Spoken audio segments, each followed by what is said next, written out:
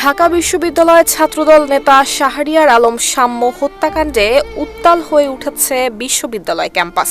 প্রকাশ্যে এই হত্যার ঘটনায় ভিসি এবং প্রক্টরের পদত্যাগের দাবিতে বিক্ষোভে ফেটে পড়ছে ছাত্রদল। 13 মে দিবাগত রাতে ঢাকা মেডিকেল কলেজ হাসপাতাল থেকে তাৎক্ষণিক বিক্ষোভ মিছিল বের হয়ে সেই মিছিল থামে ঢাকা বিশ্ববিদ্যালয়ের ভিসি চত্বরে। এদিকে 13 মে রাত 11টার দিকে সোহরাওয়ার্দী উদ্যানের পাশে মোটরসাইকেল সংঘর্ষকে কেন্দ্র করে শাম্যর উপরে চালানো হয় নির্মম হামলা। গুরুতর আহত অবস্থায় তাকে ঢাকা মেডিকেল কলেজ হাসপাতালে নেওয়া হলে চিকিৎসকরা তাকে মৃত ঘোষণা করেন।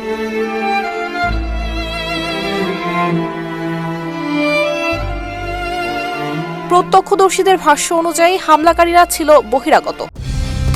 কালার এক্সপার্ট, জর্জ স্যাপ এবং মাইল্ড অন হ্যান্ডস টেকনোলজি সমৃদ্ধ অরিক্স ক্রিস্টাল ওয়াশ আপনার লন্ড্রি এক্সপার্ট।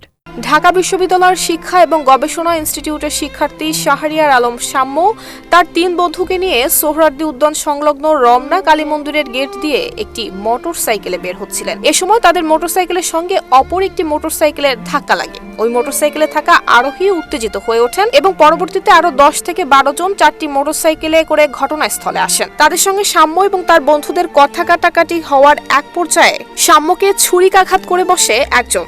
মারধরে আহত হন শাম্যর 2 বন্ধুও। নিহত শাম্যের বন্ধু বাইজিদ আব্দুল্লাহর ভাষ্যমতে ওই দলটির কেউই ঢাকা বিশ্ববিদ্যালয় ক্যাম্পাসের নয়, তাই তাদের কাউকেই চিহ্নিত করা যায়নি। কিন্তু একজনকে আটকে রাখা হলেও শাম্যের অবস্থার অবনতি দেখে তারা সেখানে উপস্থিত লোকদের হাতে ওই ব্যক্তিকে তুলে দিয়ে শাম্যকে নিয়ে ঢাকা মেডিকেল কলেজ হাসপাতালের দিকে রওনা হন। এই হত্যাকাণ্ডের প্রতিবাদে ঢাকা বিশ্ববিদ্যালয় উপাচার্য এবং প্রক্টরের পদত্যাগের দাবিতে 14 মে বেলা 11:30টায় ঢাকা বিশ্ববিদ্যালয়ের রাজু ভাস্কর্যের সামনে বিক্ষোভ মিছিল এবং সমাবেশের ঘোষণা দেন ছাত্রদলের সাধারণ সম্পাদক নাসির উদ্দিন নাসির। ঢাকা বিশ্ববিদ্যালয়ের স্যার এএফ রহমান হল শাখা ছাত্রদলের সাহিত্য এবং প্রকাশনা সম্পাদক ছিলেন শাহরিয়ার আলম শাম্য। তিনি ঢাকা বিশ্ববিদ্যালয়ের শিক্ষা এবং গবেষণা বিভাগের মাস্টার্সের শিক্ষার্থী ছিলেন।